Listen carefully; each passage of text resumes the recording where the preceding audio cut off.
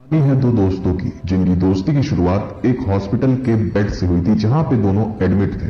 जिसमें से एक दोस्त को पैरालिसिस का अटैक आया था, उसकी वजह से वो हॉस्पिटल में भर्ती था। उसके गर्दन के नीचे की पूरी बॉडी पैरालाइज हो गई थी और वो अपनी उंगली तक नहीं हिला सकता था और वो आदमी केवल बोल सकता था और देख सकता था लेकिन कोई मूवमेंट नहीं कर सकता था। और जो कोई भी नर्स या डॉक्टर उसके पास आते उनसे वो सिर्फ एक गुजारिश करता कि मुझे कोई ऐसा इंजेक्शन लगा दो जिससे मेरी मृत्यु हो जाए बिना दर्द हुए। अब मैं और जीना नहीं चाहता, ऐसी जिंदगी का मैं क्या करूंगा। लेकिन वहीं पे जो उसका दोस्त था वो चल फिर सकता था, बात अच्छे से कर सकता था। तो वो जो दोस्त था उसका, वो हर सुबह और हर शाम कमरे में जो खिड़की लगी हुई थी वहां से जो दृश्य दिखता था उसे बताता रहता था कि एक गाड़ी जा रही है, वो बिल्डिंग उधर है, आज क्या हो रहा है, बाहर क्या हो रहा है। वो हर एक चीज उसे पता था जो उस खिड़की से वो देख सकता था, चाहे वो आसमान हो चाहे नीला समुद्र क्यों ना हो, सब कुछ बताता रहता था। और ऐसा करने से उस पैरालिसिस दोस्त के अंदर जीने की एक नई उम्मीद जाग चुकी थी। और अब वो पैरालिसिस दोस्त एक नई सुबह और एक नई शाम को इंतजार करने के लिए बेकरार था, क्योंकि वो चाहता था कि नीचे क्या हो रहा होगा वो अपने दोस्त के मुंह से सुनना चाहता था। कुछ दिन ऐसा प्रोसेस चलता रहा, लेकिन अगली सुबह जब उसका दोस्त उठता है तो वो देखता है कि मेरा दोस्त वहां पे नहीं है, बेड खाली हो चुका है और वो पैरालिसिस वाला दोस्त अकेला वहां पे लेटा हुआ है। फिर नर्स उनसे कहती है कि आपको तो उसने बताया होगा कि उसके पास कुछ ही दिन बाकी थे, उसको ब्रेन ट्यूमर था जिसकी वजह से कल रात को ही उनकी डेथ हो गई। और ये बात सुन के उसके अंदर की जो उम्मीद जागी थी वो पूरी तरीके से खत्म हो जाती है, क्योंकि उसका दोस्त ही था जो उसको बाहरी दुनिया से कनेक्ट करे हुए था। नहीं तो उसके पास कोई जीने की उम्मीद नहीं थी, पर वो भी जा चुकी थी। और उसके बाद कुछ दिनों तक वो लगातार रोता रहा और फिर अंत में उसने जीने की चाह ही छोड़ दी।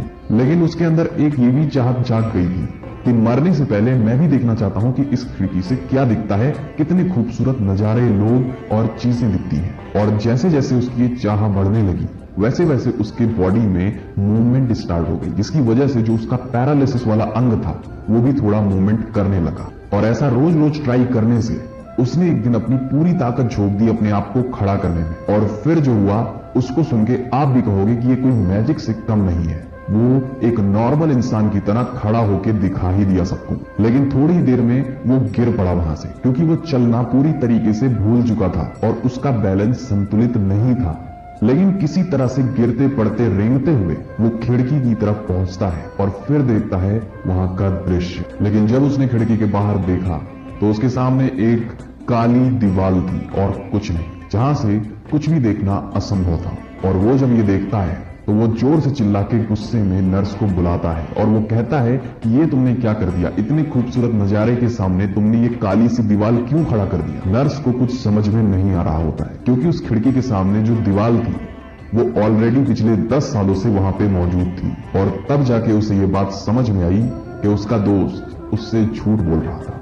और ये बात वो आदमी उस नर्स से भी पूछता है कि जब ये काली दीवार इतने दिनों से है तो मेरा दोस्त मुझसे झूठ क्यों बोलता रहा कि इस खिड़की के बाहर बहुत ही अच्छे नजारे दिखते हैं। फिर नर्स मुस्कुराते हुए कहती है कि देखिए, मुझे ये तो नहीं पता कि उन्होंने आपसे झूठ क्यों बोला, लेकिन मुझे एक बात पता है कि उन्होंने जो कुछ भी आपसे कहा वो कहने से आपके अंदर जीने की चाहत जाग उठी, जिसकी वजह से आप आज उस बेड से खड़े होके मेरे सामने खड़े हैं। तो दोस्तों, इस कहानी से हमें ये सीखने को मिलता है कि जो हमारे शब्द हैं, जो हमारे वर्ड्स हैं, वो बहुत ज्यादा पावरफुल होते हैं। आपके वर्ड्स ही हैं जो किसी भी आदमी को गिरा भी सकते हैं और किसी भी गिरे हुए आदमी को उठा भी सकते हैं। ये टोटली आपके ऊपर निर्भर करता है कि आप अपनी इस पावर को किस तरह से यूज करते हैं। आप इसको अच्छी चीजों में यूज करते हैं या इसका मिसयूज करते हैं, ये टोटली आपके ऊपर डिपेंड करता है।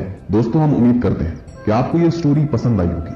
अगर आपको स्टोरी पसंद आई हो तो इस वीडियो को लाइक अवश्य करें और इस वीडियो को आप शेयर भी कर सकते हैं अपने दोस्तों के साथ, अपने फैमिली मेंबर्स के साथ में।